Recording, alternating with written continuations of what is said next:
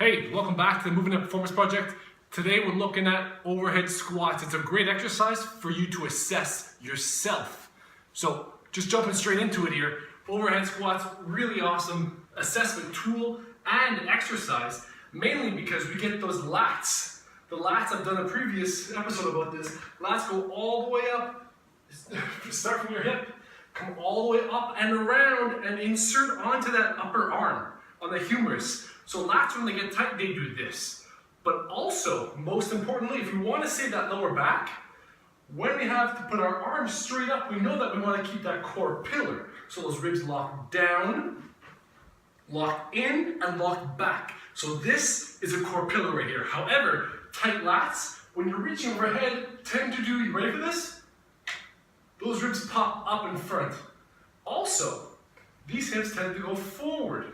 So right here, by stretching, by those ribs coming up in front, we know our abdominals start from here on the ribs and go right to here on the pelvis, more or less. So that rectus abdominis, or all of our abdominal muscles, connect from the ribs to the hips. So the further we spread that out, the more we're stretching that muscle. And a stretched muscle, just as you know, is a turned off muscle, an inactive muscle, a weak muscle. It's hard to keep a muscle strong, contracted when it is stretched. So when we reach overhead, we get those abs stretched, all of a sudden all that load gets transferred to that lower back.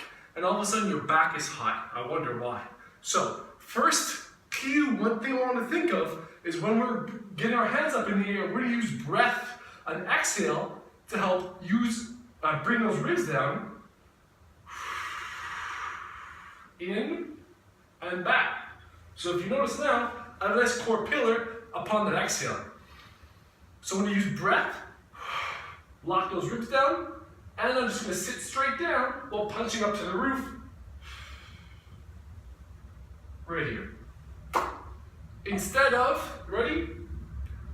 So this right here, you see a really big arch on my back. You can also see, I'll tuck in my shirt for reference right here, that when I go down, it's almost like my belly is resting on my thighs. So right there, I feel a lot of tone right in that mid-back, right around here along those spinal erectors who run right up and down the back. So this is something that you can look for on the side.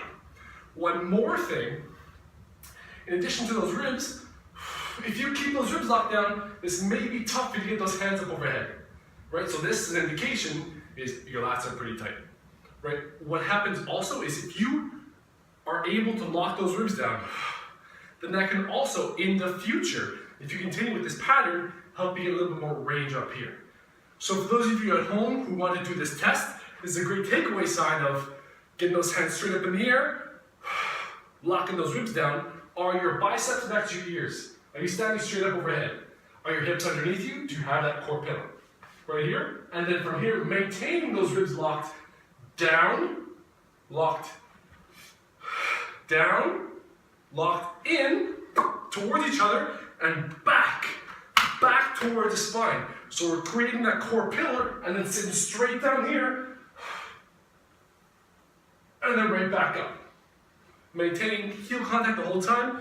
If that's easy, if you have that core pillar, if your torso is angled with your shins while maintaining the hand overhead, so that can show us your lats are pretty open. Here's an awesome challenge for you guys. Taking dumbbells. Same kind of thing. We're getting those hands up overhead, getting those ribs locked down. We're taking a seat. Punch those dumbbells overhead and come on back up. Right? So same from the profile. Hands up overhead. Locking those ribs down. And back up. Whew.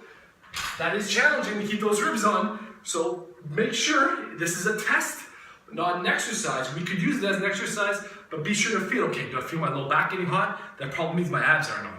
Is it hard to keep those hands up overhead? That probably means my lats are tight. Some indicators, an assessment tool for you guys. Give those a shot at home, before or after your workout, and see how tight you are, what areas you need to work on. Later this week, we're going to talk about breathing patterns and how those breathing patterns affect the rib cage, those abs, that back. All you need is one of these guys. That's a balloon. We'll talk about this later though. Mvmt Performance. See you tomorrow.